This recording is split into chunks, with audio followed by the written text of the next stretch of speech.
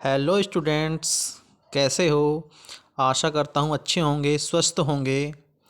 तो बच्चों, हमने आज से जो है लेखपाल की भी वीडियो डालना स्टार्ट कर दिया है। बच्चों के फ़ोन्स कॉल आ रहे थे कि सर जो है हिंदी के लिए भी आप वीडियो बनाया करो। तो बच्चों, आज हम जो है पहला टॉपिक हिंदी का स्टार्ट करते हैं और यह है आपका समास। तो बच्चों, हम समास में पढ़ेंगे परिभाषा, भेद और उदाहरण। ठीक है बच्चों। समास हिंदी व्याकरण में बहुत सारे भाग हैं जिसमें समास मुख्य रूप से शामिल है। समास बहुत ही बड़ा हिस्सा हिंदी व्याकरण का माना जाता है बच्चों। समास हिंदी व्याकरण की एक प्रमुख शाखा है बच्चों। आज यहाँ पर समाज के बारे में जानकारी प्राप्त करने वाले हैं।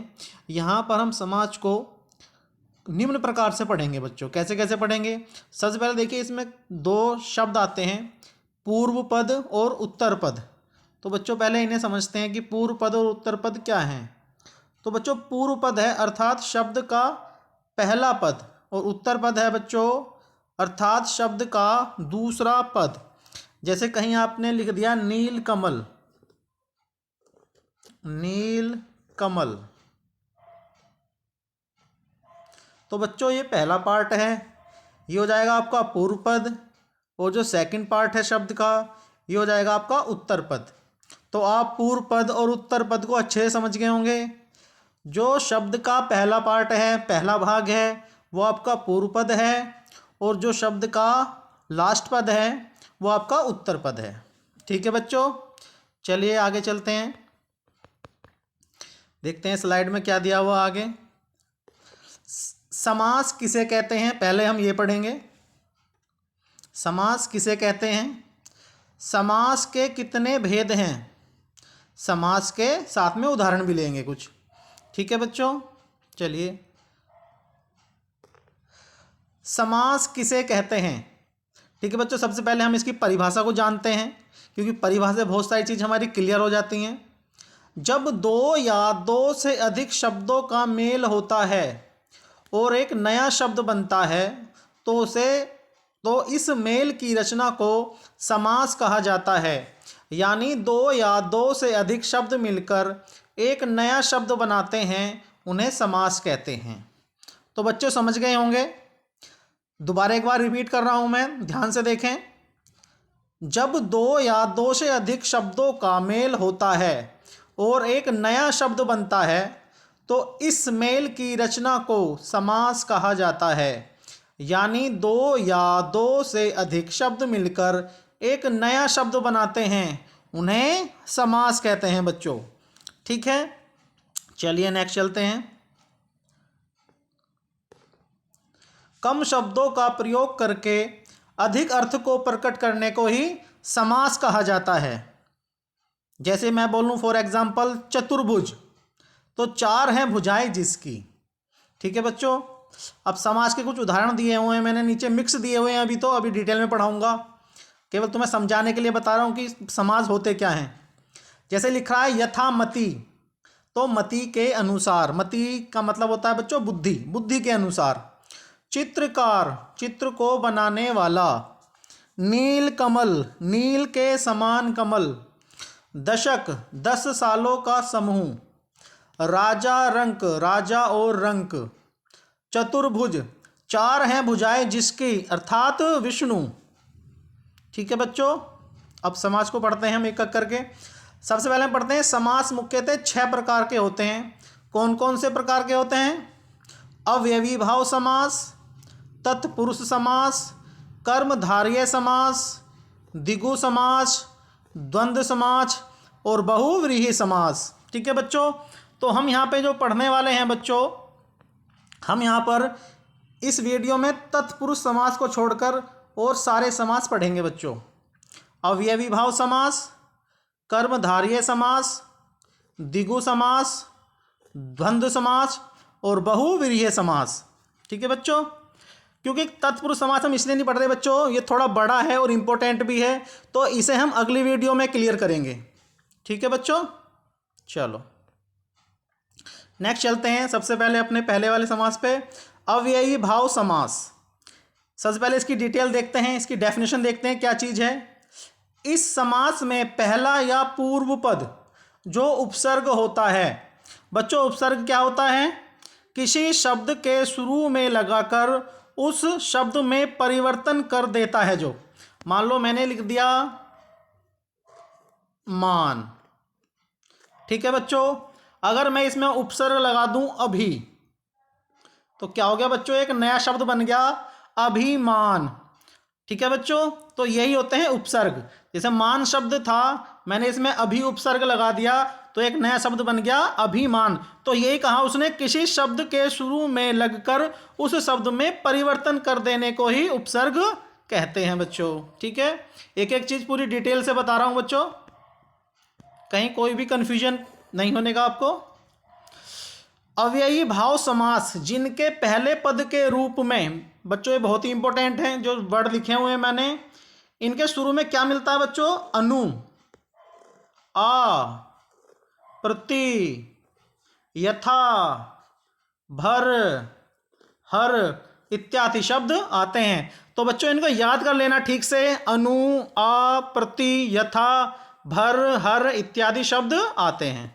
ठीक है, ये पहचान बता दी बच्चों मैंने। अब इसके कुछ उदाहरण देखते हैं।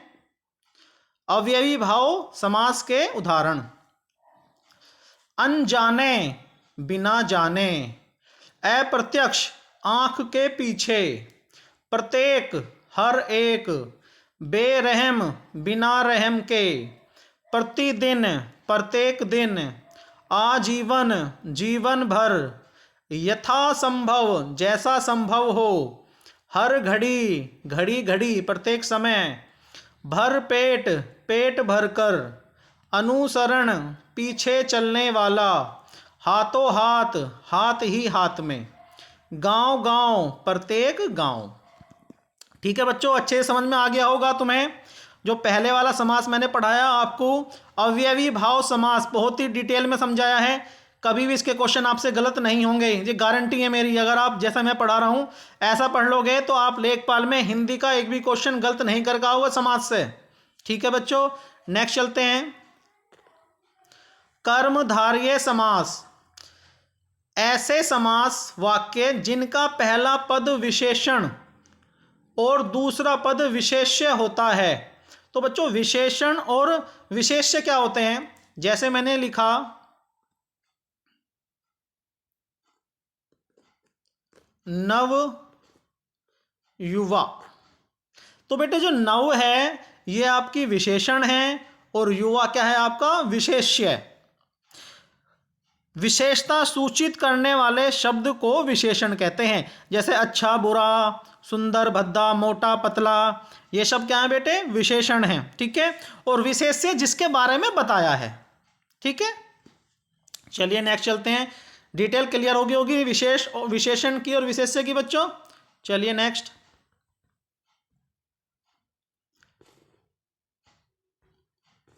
आगे देखते हैं। विशेषण और दूसरा पद विशेष्य होता है, एवं पूर्व पद एवं उत्तर पद में उपमान और उसमें का संबंध हो। ठीक है बच्चों, ये संबंध है इसका भी, विशेषण और विशेष्य से ही। उन्हें कर्मधारय समास कहा जाता है।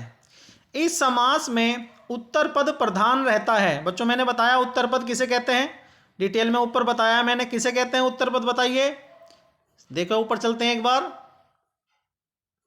देखिए समझाया था मैंने आपको उत्तर पद किसे बोलते हैं। तो बेटा उत्तर पद बोलते हैं शब्द का दूसरा पद। ठीक है बच्चों, चलिए नीचे आ जाइए। इस समाज में उत्तर पद प्रधान रहता है और वाक्य के विभाजन करते समय दोनों पदों के बीच में, देखो बच्चों मैं जितने भी समास करा रहा हूं उनमें आपको कुछ वर्ड बता रहा हूं, उस वर्डों से ही तुम्हें पहचान करनी है परीक्षा में। ठीक है, कुछ ऊपर बताए थे मैं थे अव्ययी भाव समास में, अब कर्मधारय में भी कुछ बता रहा हूं मैं। कौन कौन से हैं? एक तो इसमें सेंस आएगी आपकी समान की आएगी, है जो की आएगी, और एक रूपी की आएगी, इत्यादि शब्दों का इसमें प्रयोग होता है विग्रह करते हुए।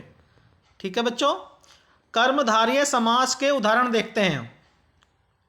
नील कमल, नील के समान कमल, पीतांबर, पीत है जो अंबर, नव युवा, नव है जो युवा, पर्णकुटी, पत्तों के समान कुटी, भुज बंद, भुज है जो बंद। चंद्रमुखी, चंद्र के समान मुख वाली। सुविचार, अच्छा है जो विचार। देह लता, देह रूपी लता। तो बच्चों जितने भी शब्द मैंने ऊपर लिखे थे ये सब में इसी का यूज है, समान, है जो और रूपी। ठीक है बच्चों, देखो समान है जो है, समान है जो, समान है जो, रूपी, सारे वर्ण मिल रहे हैं ना जो ऊपर लिखवाए हैं। तो ये पहचान बता रहा हूँ बच्चों, परीक्षा में एक भी क्वेश्चन आप गलत नहीं कर पाओगे अगर ये शब्द याद कर लोगे। ठीक है बच्चों, चलते हैं नेक्स्ट, अपने नेक्स्ट समास पे आते हैं। द्विगु समास, वह समास जिसमें पहला पद संख्यावाचक विशेषण हो। बहुत इंपॉर्टेंट है, इसमें जो पहला पद मिलेगा बच्चों वो क्या मिलेगा आपको, संख्यावाचक मिलेगा और उत्तर पद प्रधान होगा। ठीक है, इसकी पहचान क्या है बच्चों, सभी समास की मैं पहचान बता रहा हूं साथ में बच्चों। इसकी पहचान है संख्यावाचक। ठीक है बच्चों, संख्यावाचक एक विशेषण मिलेगा शुरू में। द्विगु समास के उदाहरण, शताब्दी 100 सालों का समूह। तिरंगा, 3 रंगों का समूह। चतुर्थ भवन, 4 भवनों का समाहार। त्रिधातु, 3 धातु का समाहार। त्रिवेणी, 3 बेटियों का समाहार। सप्ताह, 7 दिनों का समाहार। नवरात्र, 9 रात्रियों का समूह। ठीक है बच्चों, सभी के शुरू में संख्यावाचक शब्द आए हुए हैं बच्चों, सभी के शुरू में संख्यावाचक शब्द आए हुए हैं।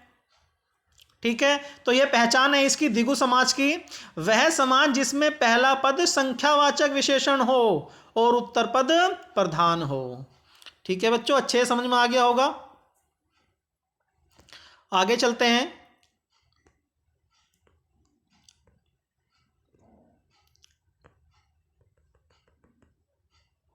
चलिए आगे। द्वंद्व समास, 4 हमारा समास है द्वंद्व समास। ऐसे समास शब्द जिसमें दोनों पद प्रधान हो। कभी कभी क्वेश्चन आ जाता है बच्चों कि किस समास के दोनों पद प्रधान होते हैं, तो किसके होते हैं, द्वंद्व समास के। और जब उन शब्दों को समास किया जाता है तो दोनों पदों को मिलाते समय और अथवा या एवं इत्यादि शब्दों का प्रयोग होता है योजक चिन्ह के स्थान पर। बच्चों इसकी पहचान क्या है कि इसमें आपको योजक चिन्ह मिलेगा। क्या मिलेगा आपको इसमें, योजक चिन्ह। इस तरह से जो चिन्ह होता है, 2 शब्दों के बीच में जो चिन्ह होता है इस तरह से, उसे क्या बोलते हैं हम, योजक चिन्ह। तो बच्चों ये इसमें 100% आपको मिलेगा द्वंद्व समास में। और उसके स्थान पर आपको लगाना क्या है, आप और लगा सकते हो, अथवा लगा सकते हो, या लगा सकते हो। ठीक है बच्चों, बहुत ही इंपॉर्टेंट है ये भी। चलिए इसके कुछ उदाहरण देखते हैं। देखो दिन रात, देखो योजक चिन्ह आया है दिन रात में, और क्या करा, दिन और रात। मैंने ऊपर बताया आपको, अथवा आ सकता है, और आ सकता है, या आ सकता है। ठीक है, दाल रोटी, दाल और रोटी। राजा प्रजा, राजा और प्रजा। भूल चूक, भूल या चूक। अमीर गरीब, अमीर और गरीब। भला बुरा, भला और बुरा। ठीक है बच्चों, अच्छे समझ में आ गई ये चीज भी। इसमें योजक चिन्ह आता है बच्चों साथ में, और योजक चिन्ह के स्थान पे और या इन तरह के शब्दों को हम यूज करते हैं। चलो अच्छे समझ में आ गया होगा ये भी। नेक्स्ट आते हैं हम बहुव्रीहि समास। जिस समास में कोई पद प्रधान न होकर किसी अन्य पद की प्रधानता होती हो, 2 पद मिलकर किसी तीसरे पद की ओर इशारा करते हो, उनको बहुव्रीहि समास कहा जाता है। बहुव्रीहि समास के उदाहरण, बच्चों उदाहरण देखते हैं इसके। चतुर्भुज, 4 हैं भुजाएं जिसकी, अर्थात विष्णु, विष्णु की तरफ इशारा किया है बच्चों। ये देखो उसने कहा है कि, देखिए दोबारा देखिए, किसी तीसरे पद की ओर इशारा करते हैं, 2 पद मिलकर किसी तीसरे पद की ओर इशारा करते हैं। ठीक है बच्चों, तो चतुर्भुज, 4 हैं भुजाएं जिसकी, अर्थात विष्णु। ठीक है, जितेंद्रियां, जीती गई इंद्रियां हैं जिसके द्वारा, किसके द्वारा, भगवान बुद्ध। शूलपाणी, शूल है प्राणी में जिनके, अर्थात शंकर। त्रिशूल होता है शूल, ठीक है बच्चों। मुक्का मुक्की, मुक्के मुक्के से जो लड़ाई हुई। विषधर, विष को धारण करने वाला, अर्थात शिव शंकर, भोले शंकर, भोले बाबा। नेक्स्ट आओ, लंबोदर, लंबा पेट है जिसका, अर्थात गणेश भगवान। ठीक है बच्चों, तो आज जितने भी चीज़ें आपको कराई हैं बहुत ही अच्छे से आपको समझ में आई होंगी। मैं बिल्कुल श्योर हूँ कि आपको बहुत ही अच्छे से चीज़ें समझ में आई होंगी। ठीक है बच्चों, चलते हैं हम नीचे। तो अगली वीडियो में हम जो इसका एक समास रह गया है बच्चों, ये वाला आपका जो एक समास रह गया है, इसमें इसको क्या करेंगे हम बच्चों, इसको हम अगली वीडियो में देखेंगे। आपका जो ये वाला समास है तत्पुरुष समास, क्यों बच्चों ये प्रश्न की दृष्टि से बहुत ही महत्वपूर्ण है और इसके जो है अलग अलग 6 पार्ट हैं बच्चों, तो इसे अलग अलग डिटेल में ही देखेंगे हम अगली वीडियो में। नीचे चलते हैं। तो बच्चों ये वीडियो कैसी लगी कमेंट्स में ज़रूर बताना, और बच्चों please subscribe my channel, like करें, इसे शेयर करें, ज़्यादा से ज़्यादा बच्चों को शेयर करें बच्चों इसे। ठीक है, मिलते हैं अगली वीडियो में, धन्यवाद।